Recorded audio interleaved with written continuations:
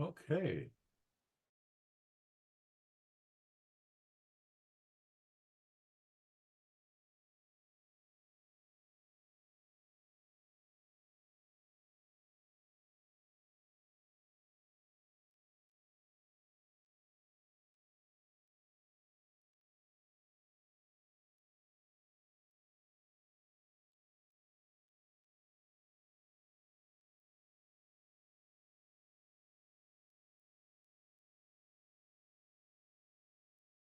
You're muted, Mike and Key.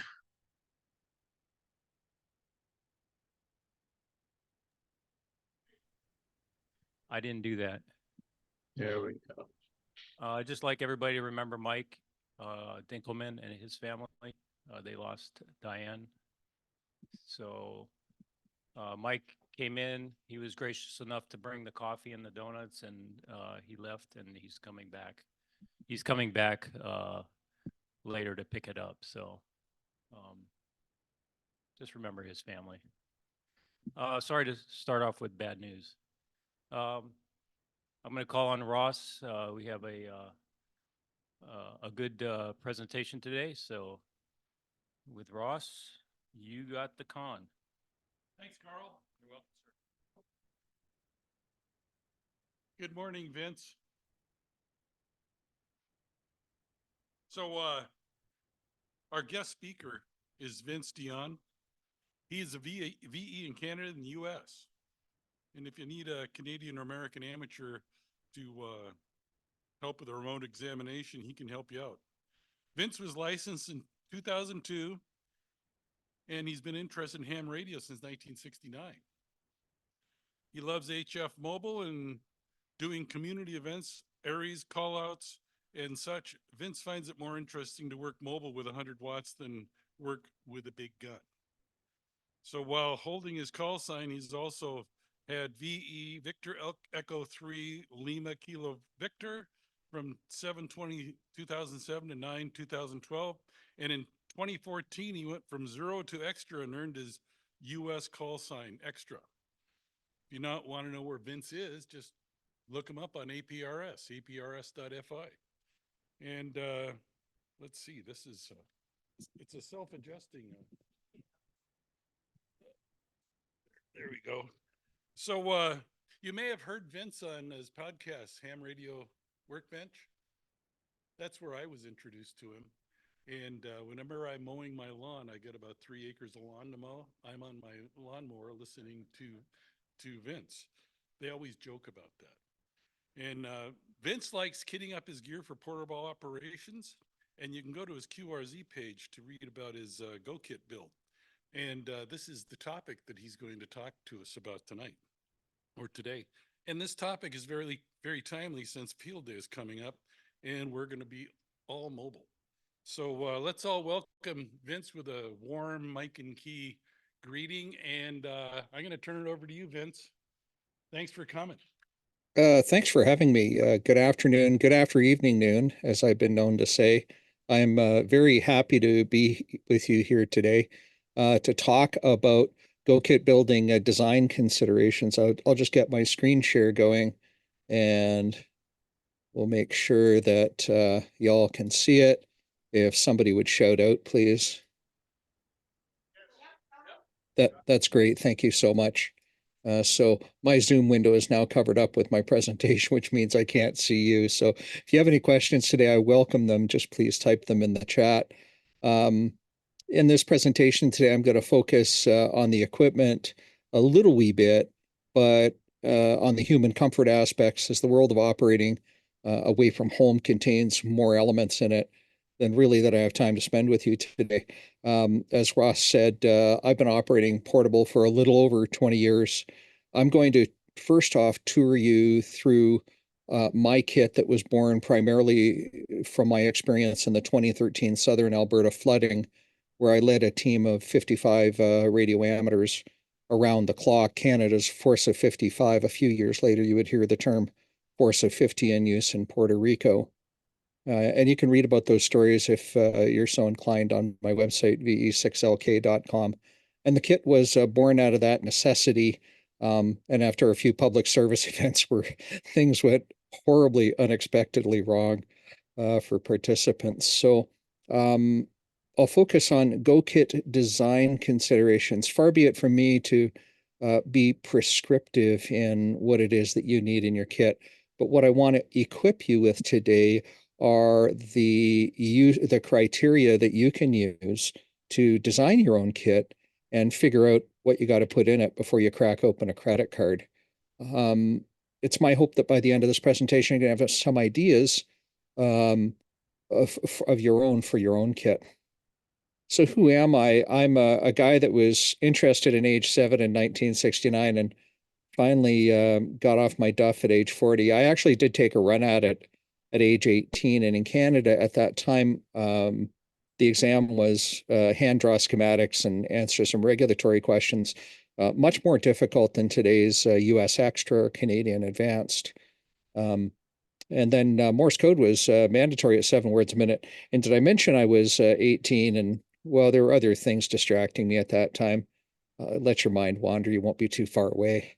For me, as the introduction said, I love doing public service events.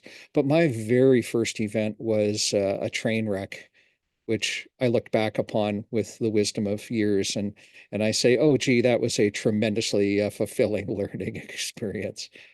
I'm certified in the ICS methodology at level 300. 400 continues to elude me due to my working schedule, so I'm still a working stiff.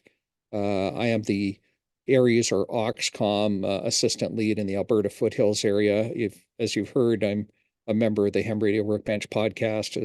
As I like to say, I'm the turkey that gets to soar with the eagles. I'm very blessed to be part of that team. We're all very good friends. I help out with repeaters and projects in my club. And I like to build stuff for my radio kit that makes my hobby more enjoyable. When I'm not doing ham radio, which is about 98% of the time that I'm awake and not trying to earn an income, I've been known to don a scuba outfit or pick up my guitar.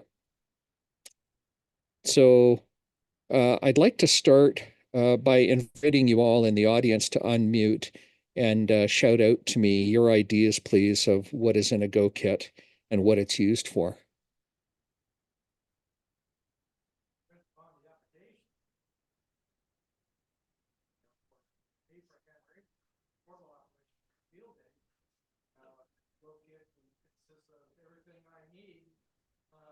I'm not sure if I'm hearing the room or not, but somebody's about 900 feet from the microphone, I'm afraid.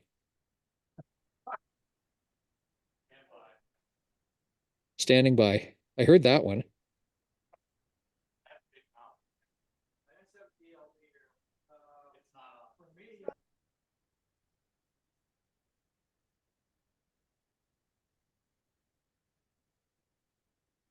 Sorry about that. There we go. N7DLV here. For me, since I do portable operation as well as myself, to me, a Go kit is everything you need to set up and maintain for at least a few days a portable amateur radio station, which includes all the necessary antenna supports, power, coax, radio, food, water, shelter for that entire period. For me, that's the major components of a Go kit.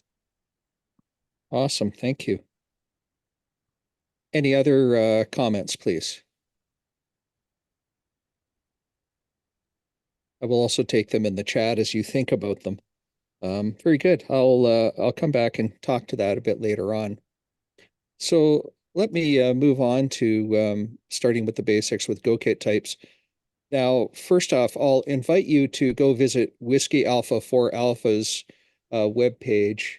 That gentleman has scratch built, with the exception of the radio gear, he scratch built that box. It's a completely custom machined box. It's won awards down in his part of the USA as he tours it around. It truly is an amazing piece of kit. So if you ask, what's the running joke about asking an opinion of 2 hams, you get 5 answers, right? So if you ask 2 ham radio operators for a definition of a Go kit, you're going to get 5, 7 answers. But that variety notwithstanding, I'm just going to try and keep it simple today. Go kits, in my mind, fall really into 2 main categories. There are those that kind of fit into a bag of some sort, a camera bag, a laptop, a backpack, or there are those that fit into a box of some sort. A rack mount case, like the musicians call it a gator case, a plastic suitcase like a Pelican, or the one from Harbor Freight Tools that escapes me, the Apache. There we go. Or something that's built to suit. And then there's two subcategories of cases. They're either battery powered or they're grid powered.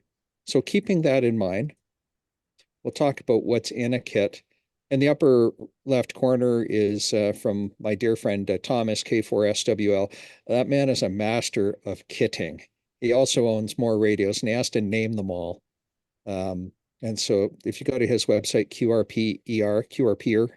QRPer.com, you'll see pictures of other people's kits as well as his own from time to time. Find his YouTube channel. You'll learn all about portable operating. So all kits have at least these things. They've got a radio and power distribution. You notice I didn't say battery. I didn't say any of the rest of that. Just stick with me for a minute. And beyond that box or the bag, you're going to need antennas, antenna supports, some feed line, some power cables, manuals for your gear. Please carry your manuals for your gear when you go off to do support. And then some kits have some of these things too. They've got more than one radio in them. Got a microphone, a CW key, a digital interface, maybe a computer, power meter, an antenna tuner, some external speakers, a battery charger, maybe a solar panel, and then some stuff to make your life simpler and easier. Pencil, pen, paper, Sharpie, clipboard, notebook, highlighter, tape, 3M blue painter's tape, except no substitutes. That's not the first time you're going to hear me say that this morning. A coffee mug, a water bottle, a fuel bar, either a granola bar or something to start a fire with, a first aid kit, some fresh clothing. Please do not underestimate the value of dry socks, ever. You've ever had damp, wet feet when you're working an event? Pull out a fresh pair of socks and your whole outlook on life changes. That's all I'm going to say about that. Adequate food, lighting, a poncho. And a poncho can be used either on top of yourself or on top of your gear. It can be used for a variety of purposes, of course. Now, with those definitions aside, we need to understand what your purpose is, because I'm a huge supporter of building for a purpose. It is really about the basics of setting your goals and building towards them. Photos on screen from various sources for various purposes. Left center, a lovely wooden built box or enclosure. Right center, a gator case, a rack mount case, as some would call it. Gator's not the only brand, but it's the common one that's out there. The upper right, an ammo box, et cetera, et cetera. Whatever you build it in, be happy with it. If it doesn't work, rebuild it. It's an ongoing evolution, as you're going to see with my own kit, which has undergone some significant change since I first gave this presentation a while ago. So let's start with your purpose. Why do you want to go kit? So it's really easy to walk into HRO or DXC or R&L and pull out your Amex and slap it down and rack up some bills and throw it all into a box. But why? What's your purpose? So all of these things are just a sampling to ask yourself before you pick up a screwdriver or crack open your credit card. In my case, thaw it out from the cup of water where it sits in the freezer so that when we're recording another episode of Workbench, I don't get tempted. All of these things on this page are going to drive out the rest of your limitations, which I'll cover off in just a minute. Why do you want a kit? Are you going camping or doing POTA? Do you do events? Do you do MCOM, or as we call it in Canada, OXCOM support? Where are you going to use it? On a picnic table? Inside? Top of a mountain? What frequencies do you want to operate on? HF, EHF, UHF, microwave? What operating modes will you use? Morse code, voice, digital? What power level will you operate at? 5 watts, 100 watts? What's the purpose for your QSOs? Is it casual, contest, MCOM? All of these things drive some limitations. So first define your purpose. Next, define your electrical requirements. How are you going to power this thing and how long you're going to power it for? Is your source of power going to be commercial mains? You plug it into a wall somewhere, or a generator, almost the same thing. Battery, solar. What's your operating power level going to be, and how long you're going to be operating for? A few hours or unlimited? And how close is that power going to be to you? Is that battery going to be on the table beside you, or do you need 150 feet of extension cord to get to that AC outlet? So while we're talking about power, let's do some sidebar for the mathematics around a battery. We're going to take one of Vince's favorite rigs, Yaesu FT8900. It's a quad band FM rig. And we're going to suppose for this example, I'm running 2 meters at 50 watts. We're going to assume I'm a busy net control station, talking 40% of the time and listening a little more than half of that time, 60%. And then I'm at it for 8 hours. Crack open the manual. Remember the manual, right? I mentioned that earlier. The manual says transmit current is 8 amperes at peak and receive current is 0.8 of an ampere. So now follow along and do the math. Transmit 8 hours, 40% of the time times 8 amperes equals 25.6 ampere hours. Then we add the receive component to that. 8 hours, 60% of the time, just under an amp, 3.84 amp hours. So add those two numbers together and come up with 29.44 amp hours of battery required to get through that 8-hour shift. Add a battery or some charging to allow for running overtime or cold weather or voltage sag. Heaven forbid voltage sag, depending on the type of battery and battery chemistry you're using. This presentation is not going to cover battery chemistry. That's a whole world unto itself, but I trust you're going to do some reading on that when you understand that every battery sags at a different level. Now, add up the power consumption of everything in your kit. The little fan that blows air on you because you don't like sitting in a stale room, your phone charger, your antenna tuner, all of it, add it all up. And then you get to your true amp hour consumption rating over that duration. Power consumption duty cycle, it kind of varies by the mode.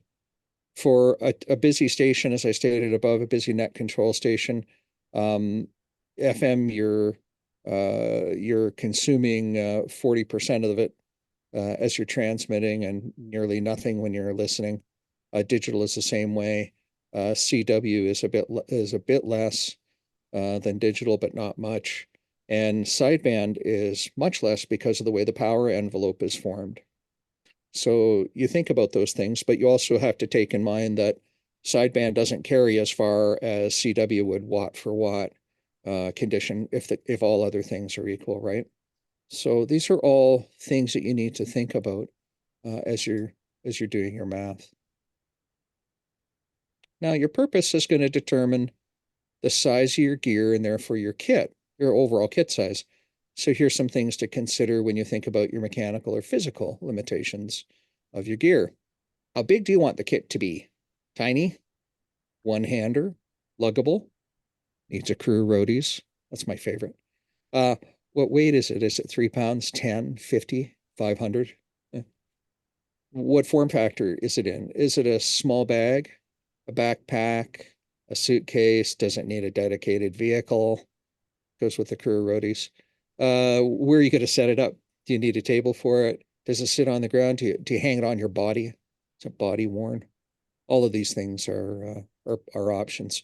So now that I've given you a list of requirements, and I'll send a set of these slides along so that you folks have these written down somewhere as well.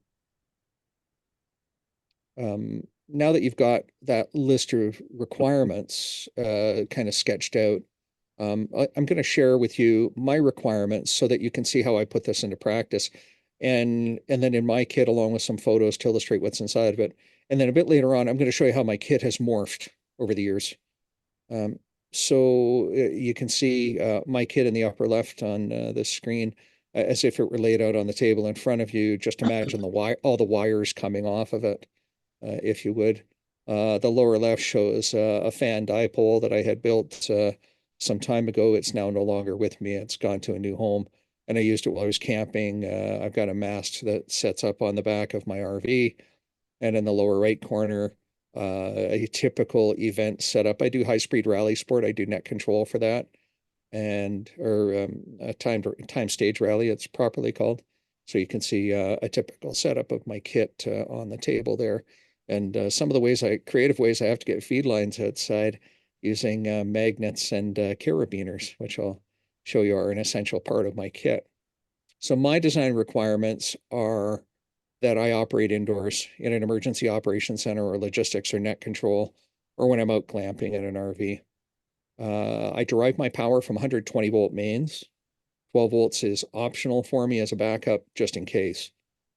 The frequencies I want to cover are all of them, not quite 80 meters to 70 centimeters. I operate phones, CW, and digital. My operating power level is up to 100 watts. Typically for event support, it's 25 or 50 watts on FM. My purpose is event support, glamping, or disaster support, as thankfully, rarely required. For me, I harness my inner Kepner Trigo. If you don't know who those two guys are, those are two folks that will help you make decisions, where you figure out what you must have and what are nice to have. So my must-have items are multiple concurrent VHF, UHF UFOs, because as others have said, and I've been known to coin this expression more than once, 2 is 1 and 1 is none, because something's going to fail on you. An externally amplified speaker is a must for me, and a headphone distribution amp, so that I can throw on a set of cans and people around me can hear the radio as well, but I can't hear them, so that I can focus on the traffic in front of me. And in my case, as a guy with a bad low back, each piece must be one arm carryable and rugged for transport. One of the recent events I went out to had one of my newest kits, containing a KX3, fall out of the back of my pickup truck. It shifted when I stopped for a coffee, and I didn't know it had shifted. And I opened the door and I saw the case moving, and I couldn't grab it fast enough. And I had to make the split-second decision to let it hit the ground and let the chips fall where they may, or break the fall with my foot. It was in a Pelican case. I'll save that story for later. So I'm going to give you an in-depth tour over the next several slides of what my kit looks like. Here's what it looks like sitting in front of me. My kit is primarily in Pelican cases, because that's pretty much what I had on hand at the time. I got 2 or 3 of them real cheap at a flea market. I didn't start out that way. It just kind of happened.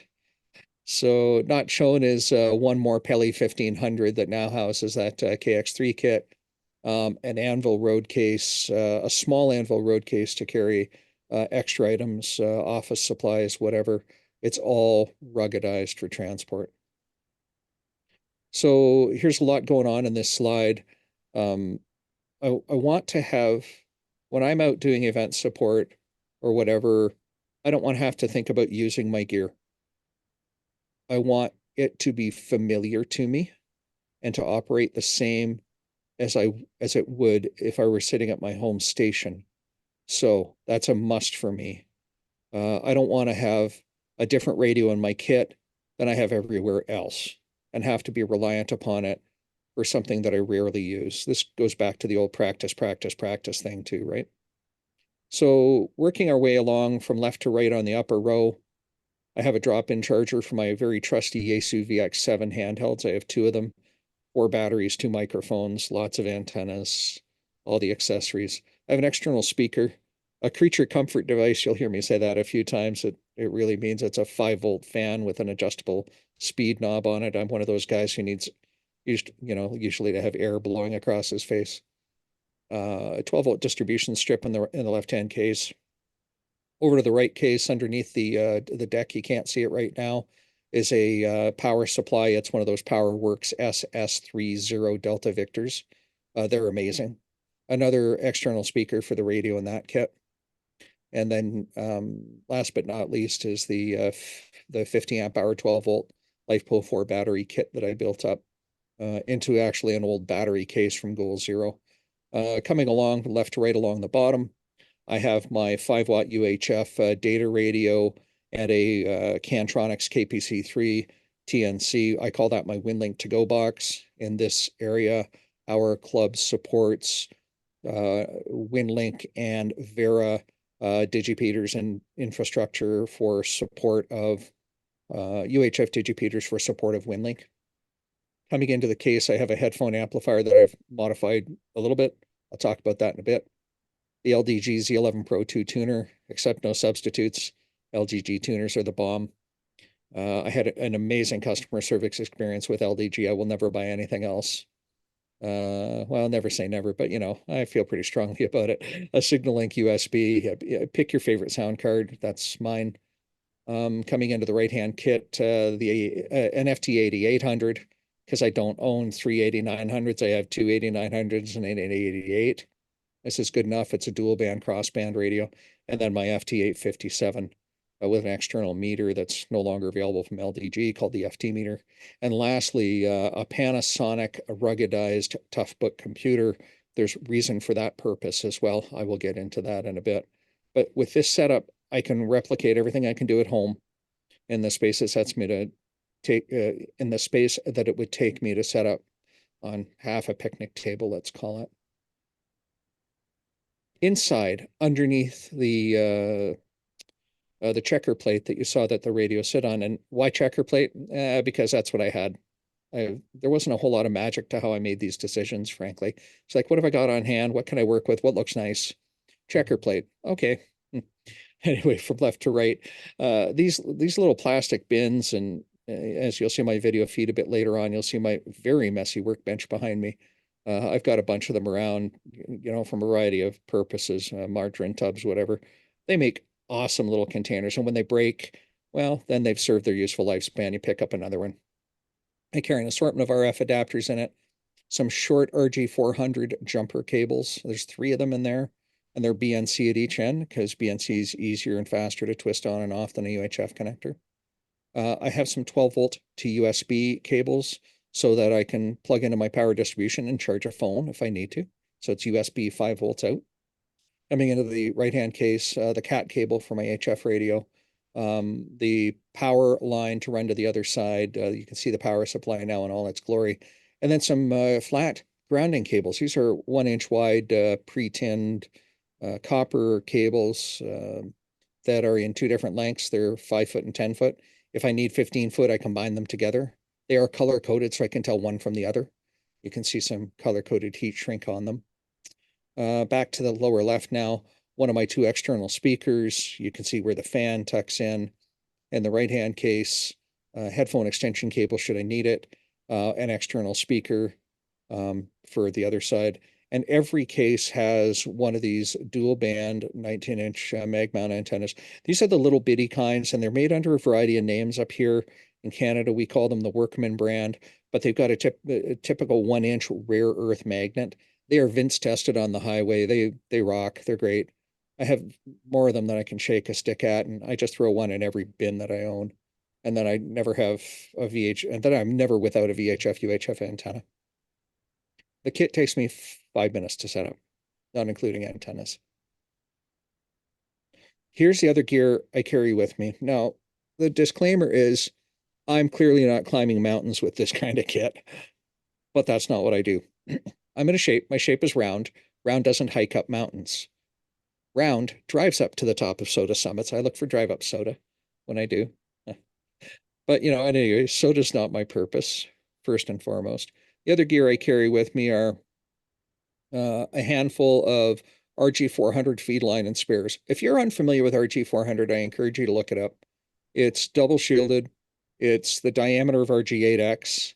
It has loss characteristics that are not quite as good as LMR 400, but way better than RG8X. So it's a good compromise.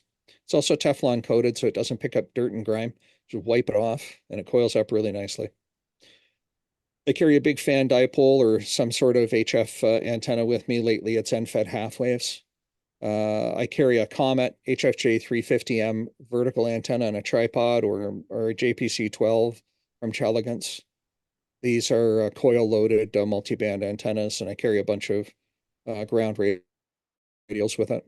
I carry a Diamond brand X50 or X30 VHF UHF antenna. This is one that you might typically find sitting up at a home. But it works real well on my RV. I have some sort of a push-up mast, guy ropes and stakes. This has varied over the years. 120 volts extension cables. Remember, my kit runs on AC. I carry headphones. I've got a set of Heil Pro 7s and a set of Sony listening headphones, which are good, and they're super comfy and very pliable. Both of them are really good, actually. I carry a CW key of some sort. This being the Mike and Key Club, I'll tell you that, hi, I'm Vince. I have a key collecting problem, I think. I have 7 keys. Some of you can relate to this, right? A Begali Traveler is the primary, a CIR 45D from Japan, a Palm Pico Mini, which I actually scored one of, and I was super happy, and a handful of others that the names escape me. Anyway, I carry a key or two with me to continue to better my crappy CW skills. Panasonic CF53 Tough Book, as I've mentioned before. And then I carry problem solvers. I'm going to show you some of these a bit later on. 3M brand blue painter's tape, except no substitutes. Assorted Sharpie markers, except no substitutes. Like, really, don't cheap out on these things. These are the ones that you go for the name brand stuff because they always work and never let you down. And then a stark contrast to that is dollar store carabiners, because you just need a big variety of them, and they don't have to be super great or anything. You just need a bunch of different sizes. I think I carry 7 or 8 sizes with me in my kits. Leaf Valley Tools, rare earth magnetic hooks, or neodymium magnet hooks. Leaf Valley does have a US outlet. It's a Canadian chain. You can mail order from the US outlet. I think it's in California. Please don't quote me. But they're incredibly good, and they're way better than any of the magnetic hooks that I've seen from any other store anywhere. I carry a set of hand and soldering tools with me because I tend to be the guy that people say, Vince, can you look at this, please, and fix it? Well, I'm in the field. I carry, so if that's not enough, I carry 100 feet of RG8X feed line. It's probably in 2 different lengths, a 75 and a 25, and a joiner if I need them. I carry extra mag mount whips and an antenna analyzer with me. So this is my standard carry kit when I go off to do, when I go off camping or when I go off to do event support. Redundancy is key, and staying up and running is key, especially when I'm doing event support or auxiliary communications. If I'm camping, if I don't stay up, oh well, I go do something else. I'm not that hardcore about it. So I've been talking about a few of these things as we go along. Now, from left to right, you're going to see the headphone amp. This is a standard headphone amplifier that you might see in a music store, headphone distribution amp, like a Guitar Center or something like that. And what I've done, oops, hate it when that happens. Sorry, guys. There we go. What I've done is I circuit hacked one channel, and I took one of these little LM317 modules, eBay or AliExpress or whatever. They're good for a couple of watts out. If you get a better one, like with a real LM317 and the proper TO220 package, you can then get like 5 watts out of it. Anyway, what I've done is I've changed one channel and I've clearly marked it to say speaker level output. So now I have independent control on the volume that I'm listening, and then the people around me in the room in the command center can have their own volume control, and they can turn it up and down as they need it. So that was a simple modification. So the photo in the center. So you're looking at this thing going, why is there a dumpster covered in snow in his presentation? Well, that was the dumpster repeater story. And I was at the Big White Winter Rally in 2017, I think. And here we are. We're getting set up for the last stage. We have 45 volunteers. We have 30 cars. It's a big course. And because it's a winter rally, you don't lose a car down a hill. There's very few recoveries because the snowbanks are so tall. They just bounce off the snowbanks and keep going. Well, we got to near the end of the day, and I key up to, because I'm calling out for roll call and to see if everybody's in position and getting ready for the next stage, which is due to start in 12 minutes. And all of a sudden I unkey the mic and I don't hear a courtesy tone. Oh, maybe I didn't hit the repeater. Try again. No, repeater failed. Took about 30 seconds to figure that out, because you're usually like, what's going on? grabbed a couple of whips, grabbed 100 feet of feed line. Somebody came with me out of the room, and because I'm working at the base of a ski hill in a ski lodge, actually in the first aid room. So we had our own isolated space, which was really nice. And we used the snow shovel you see there, and we cleared a spot, dropped a mag mount on it, scurried and ran the feed line back in through the window and connected it up to my radio. And I flipped my radio to reverse, to inverse, turned it up to high power, and I made the announcement that the primary repeater has failed. Everybody switched to backup. Made the announcement 3 times. And my co-net control operator started accepting check-ins on that backup frequency. We lost about 12 minutes due to that repeater failure because we were able to be resilient and get the message out as quickly as possible. So don't ever underestimate the power of a spare antenna and some feed line and your ability to know your radio and how to work on the output of a repeater to get people's attention. And then lastly, the Lee Valley, the photo on the right shows a steel beam in a hockey arena that I was working at, doing event support for a rally. This will be a theme. And the Lee Valley hook and a carabiner just as a simple way to get a bunch of feed lines up across the room without going across the floor and being a trip hazard. And to get that feed line out the window to antennas outside. In this arena, it's metal roof, metal sides. I was in the typical Faraday cage, so we couldn't run an inside antenna. It just wouldn't work, right? Fluorescent lighting fixtures, T-bar dropped ceilings, all of those things have steel in them. Just take your magnet and put it up on the ceiling, and when it sticks, you've got a point. You know, there's no rocket science to this. You just make it up as you go. If you have enough stuff in your kit, you're prepared for these things. Some more glamour shots here. A typical setup when I'm camping, an umbrella and a chair, in this case, serve to be shade for the sun off of my gear. I have no idea why manufacturers make their gear in black. But anyway, it absorbs heat from the sun, right? Typical photo lower left of what it's like inside my RV. The desk is big enough. I've for all of my kit if I need to work inside. I bring in feed lines from the outside, as you can see on the right-hand side, with a simple Decora style plate on the wall and plate on the outside of the rig. My rig was equipped with, it's not a small rig, it's 40 feet long. It was equipped with a telephone line. So you could plug in a telephone line at a park and then plug in a phone at the desk. So I replaced that telephone line wiring with 3 BNC jumpers, and they're about a foot long each. They're not very long. And from my days in studying television, live television, in the days of RG&B, those were the colors I put on them, just so that I could say, oh yeah, the HF antenna's on the red one. And I could have put numbers on it too, but in this case, I color coded it. Let's talk about the computer now. I've mentioned it a few times. My purpose for a computer. Let's go back to purpose.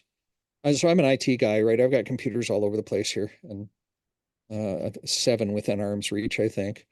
I'm operating off just one today with this presentation, but there's plenty of tough book computers out there, and there's plenty of computers out there, but part of my role with the club I'm in as a membership director is I help out with the repeaters. And repeaters are never located on the side of a highway, right?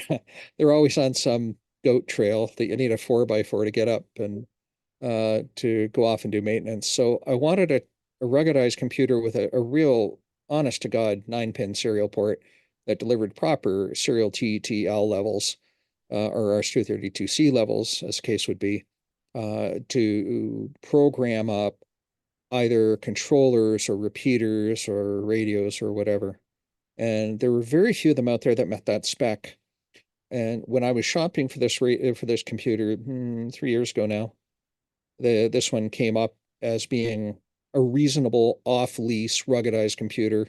I picked it up for $500. It is supported with Windows 7 and Windows 8. I'm a Windows 7 fan. I say that as a Mac guy, because when you start getting into Windows 8, Windows 10, Windows 11, and you start loading unsigned drivers for serial port control for radios, many of them are unsigned, and Microsoft deigns in their infinite wisdom, pardon this criticism, to overwrite the drivers that you have hand chosen with their own, which make things not work. Like HRI 200 boxes for DR2 repeaters when you want to run them as a node on System Fusion. So as a result, I'm a Windows 7 fan because it's stable and it runs. I don't do anything on the internet on these computers that I don't have to. I keep them patched as well for security. So that takes care of a lot of people's concerns usually. So the Toughbook CF 53 Mark IV, yes, it came from off lease. Typically, these are commercial computers. They'll make their way after 3 to 4 years back out into the general marketplace through a variety of resellers. This particular computer has a magnesium alloy case. It's got really stunningly good battery life for a 7-pound computer or a 6-pound computer. It's an i5 processor. It's not going to win any races. I don't care. It's got 8 gig of RAM and a 200 gig SSD. That's fine. It's snappy enough for me. It's got a daylight viewable screen. It's not the highest resolution in the world, but I don't need that. 6 pounds, an integrated carrying handle, at all the ports I need. So that's good. Yeah, I tend to focus when I buy my computing equipment, I buy off-lease commercial brand equipment. I don't buy the normal consumer brand equipment. I know the commercial brand equipment has got better supportability and typically a longer lifespan. I'll also run my hardware for 5 to 7 years. I don't flip my computer every 3 years. What's on the computer? So I mentioned Windows 7 because many of the radios that I'm programming at the top end can run on Windows 7 or Windows XP or Motorola MaxTrack. Anybody? MS-DOS. So with all of that said, I am running virtualization software on this to run virtualized Windows XP, virtualized MS-DOS or PC-DOS, as the case would be, so that I can run these, keep these older radios in service, like the data radios that we use for digipeaters on our WinLink network. Other things that I put on here, anything I need to run a radio, WinLink Express, Vera HF, and FM and HF, my digital mode software, FL Digi, FL Rig, WSJTX, software for my SDR play, programming software for all the radios in my kit. You know, the list goes on and on. It's a full repeat of my desktop Windows 7 computer that I do my ham radio stuff on. Yes, I'm a Mac guy. And yes, I don't do anything ham radio related on my Mac except surf. Everything that I do for my radios is on Windows 7 because I also believe in taking the path of least resistance. So needs change over time. Here's how mine changed in the past couple of years. Remember, ergonomics and usability is key, and experiment and try things. So this is how my two kits were a couple of years ago now. And you'll notice that all the support hardware is on the left and there's 2 radios on the right. Okay, got that in your head. Now let me show you what it's become. It was getting cumbersome to have 2 cases to pull out on the table to do a VHF event or a POTA activation because the power supply was in one bin and the radio was in the other. So what I landed up doing was I landed up finding another PowerWorks SS30 to put into the other box. And I moved all the HF supporting gear into one kit and all the VHF gear into another kit.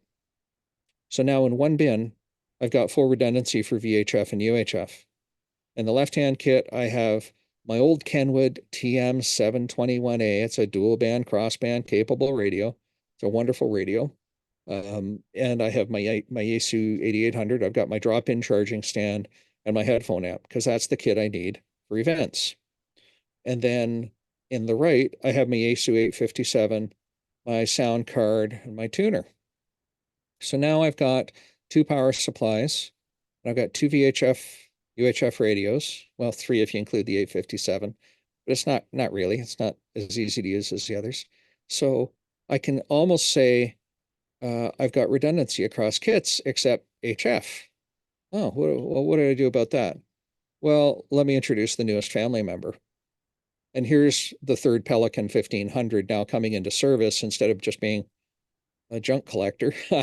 I landed up falling in love with an Elecraft, and I got the deal of the century. So I welcomed this PX3 and KX3 and associated hardware into my home with loving arms. I came this close to buying an FT710 from the candy store at a really good price, and then I saw a KX2, and I went, "Oh, this is way nicer." And so I turned off my I shut down my offer for my FT710. I rescinded the paperwork, and I saved up my money and I got a KX3. So what I've done with this kit is underneath the lid, there's 15 amp hour battery. It's LiFePO 4. It can be charged from a variety of sources. Um, and there's you can see some wing nuts in the corners so I can do maintenance. There's proper power distribution underneath it with a rig runner. It's a rig runner horizontal instead of a vertical one. So the horizontal, so the connectors come off the side of it instead of the top of it. You can get those. The GEMS products brackets make it easy to put the gear in place and take it off. If I want to just put the radio in my backpack and go for a bike ride somewhere with a small antenna and go play QRP, I can do that. But this is the radio as it sits on my desk at home, because that's my shack rig now. Now you'll notice it's a Pelican kit, but where's the other half of it? Well, the little dirty secret about Pelicans is you can actually take the lid apart from the bottom. And so that's exactly what I've done with this. And the bottom snaps on the top like, a butter dish, really. The radio sits on the flat part and the cover goes on top, and that's how I protect and carry my KX3 around when I need to carry it. My KX3 was in this bin the day that it shifted in the back of my truck when I stopped for coffee on my way to go do an event. It hit the ground on the corner and nothing inside got hurt. I'd had the kit for a week when that happened. You can only imagine how heartbroken I was to not know how my radio was doing for a full day until I got to where I was going. But everything worked out. Pelican case for the win. Oops, I'm sorry, I forgot some notes here. No, I didn't. I covered it all. There we go. We're working for my talking notes. And then lastly, don't forget your lists. Stay organized. If you have one kit or three, keep lists with each kit and keep a master list. Key point here. If you borrow a piece of gear from one kit, either replace it immediately or stick an IOU note in that kit and stick another one at your desk to remind you you owe that kit a piece of gear, because there's nothing more frustrating than doing a grab and go and discovering something's missing at the last minute. If you need a copy of this kit list, and this was a kit list, and you can see a photo of it from one of the rallies I went to, how I actually use it. I cross off each item, and then I make a big X in the block when I know the whole block is fulfilled. And I carry that kit list with me when I travel too. If you need a copy of this list, you can download it from my Dropbox on the front of my website at v6lk.com. It's one of the free tools that I publish for others to use. So look, in summary, my friends Kepner and Trigo use the Kepner-Trigo method to evaluate features, and that is the must-haves and the nice-to-haves. I've made that evaluation, as you can tell, for every single piece in my kit, without exception. Everything's got purpose. Goodness knows you've heard me expound long and hard about this, the Panasonic Toughbook CF53 Mark IV. Yeah, yes, there was a Mark III and a Mark V. I picked the Mark IV because of a reason, right? And I love my MacBook Air too, but it doesn't have the things that the CF53 does. So everything's picked for purpose. So use Kepner-Trigo, evaluate your purpose, your locations for use, and all of those mechanical and electrical considerations, because the purpose, the electrical and the mechanical design points are going to determine your kit functionality and your building points. And once you figure those things out, then you can thaw out the credit card and call up DXC, HRO, or R&L. But one thing to keep in mind is, please remember that if your kit has a very narrow focus, it's going to be very lightweight. However, highly flexible is anything but light, as you've seen, where my kit just about needs a crew of roadies. And I like it that way. I'm okay with that. So there's way more elements involved. Like I said at the beginning, operating away from home. I hope that you found this presentation helpful, thought-provoking. I wish you the best of success as you build your own kit. Here's some of the ways you can get a hold of me if you wish. And I thank you so much for listening to me this morning. And at this point, I'll open up the floor for your questions, please. And I'll take a look at the chat now. Mark is asking if my computer's not connected to the internet. Mark, if I said it's not connected to the internet, I probably said it incorrectly. What I mean is I don't use that computer as a daily driver on the internet. I connect that computer to the internet and keep it updated with its patching. But any internet surfing and online shopping and such I do, I have a computer set aside for that with current operating systems and current patches. I've got a question. You mentioned you have a 30-foot push-up mast. So what type of 30-foot push-up mast do you have? When I wrote this presentation, the 30-foot push-up mast I no longer own now, was an ex-military mast. And it was an incredibly unique item. It could be lifted pneumatically.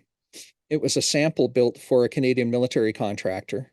There were 10 of them made. They almost went to the scrap heap until somebody diverted them and put one in my hands.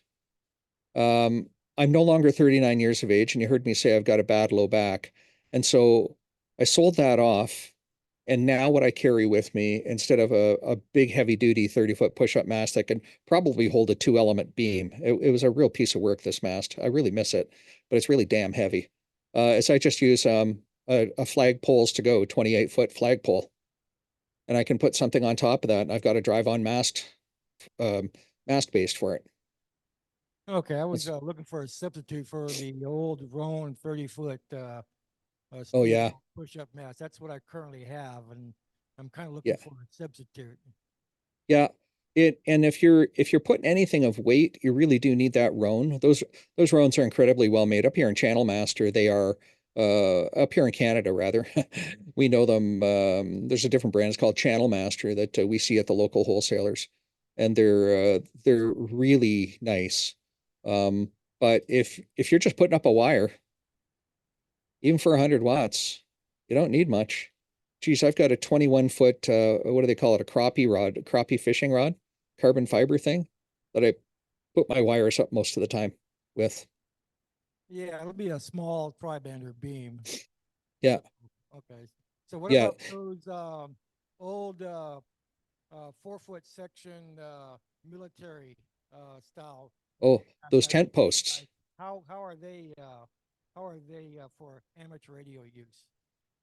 They get mixed reviews. I've not owned any of those. I've used them. I find them heavy, and if they're not in good condition, I've seen one crack out at the bottom. So they require guying about every 8 feet, which some people find cumbersome. But they're cheap and cheery, as the expression goes. I don't know that I'd put a 3-element beam on top of it. I'd be happy enough to see inverted V's or diamond ground plane antennas on top of it, diamond comet, tram, whatever your choice is. That's all I'd load one of those up to. But those were designed as tent posts and not antenna posts. Okay, thanks for your input. Appreciate that. Cheers. Mark is asking if I have recommendations on where to buy off-leased and pre-owned equipment. Mark, I don't.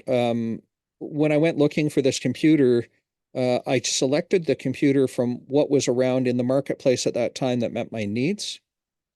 And then I took a look on the buy-sell boards. I took a look on eBay, and while Facebook Marketplace is a thing up here, I'm not on Facebook. eBay has a subsidiary called Kijiji in Canada, which is largely equivalent to Craigslist in the States. And I found one there, and I had to drive an hour and a half to get it, but the price was right. And that's how I found it. So I did a whole lot of research on my own to figure out the brand and looked up the specs. So I knew what I was walking into when I went to see the computer, and I knew what to expect. when I did my purchase. So I did a bunch of independent research. There are computer stores that will advertise off-lease brand computers, and you're looking for the typical names Lenovo, Dell, Panasonic in the commercial space for these things, as opposed to Google Chromebook, Apple Mac. You'll find a few off-lease Apple Macs if you look around, but they still want a small fortune for them. So I'll tend to stick to the Dells or Lenovo's or whatever might be around in that Windows space. Any other questions, please, folks? Somebody's holding up a ThinkPad, I think. Is that what that is? Carmen, is that a ThinkPad or a Lenovo?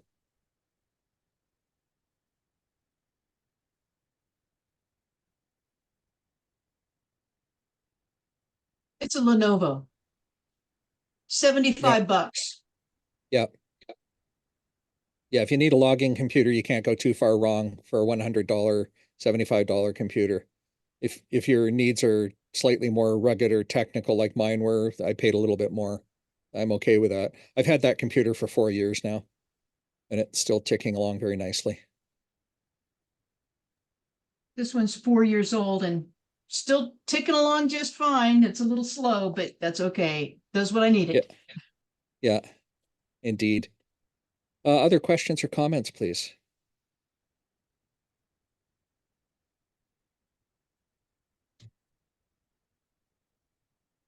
I don't hear any. I'll go back to what Eric said right at the beginning. What's in a Go kit? And so that answer varies for everybody. Eric, I really loved your definition. It says it's everything that you need to go out for a few days, including your food, water, shelter, radio equipment, antennas, feed lines, supports, stakes, power, all the rest of that stuff. That's a really good list for sure. And I hope that folks in your club come to you when they're looking for advice. And I mean that very sincerely. Well, folks, thank you so much for having me here today. It's my pleasure to be here.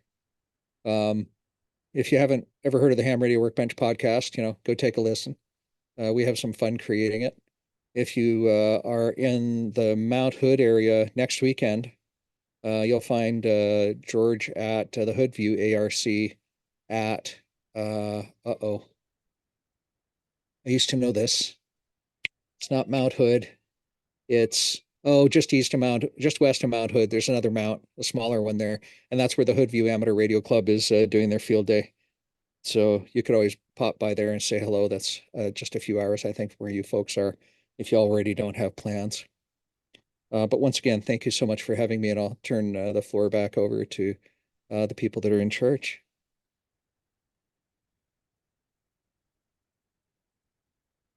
Thank you so much. Thank you, Vince. It's been a pleasure, and we really appreciate you taking the time out this morning to give us some really great information. So from Mike and Key, this is Ross, Whiskey 7 Romeo Oscar Victor, saying thank you and good morning. Thank you so much, folks. I'll leave you to the rest of your meeting, 73. 73.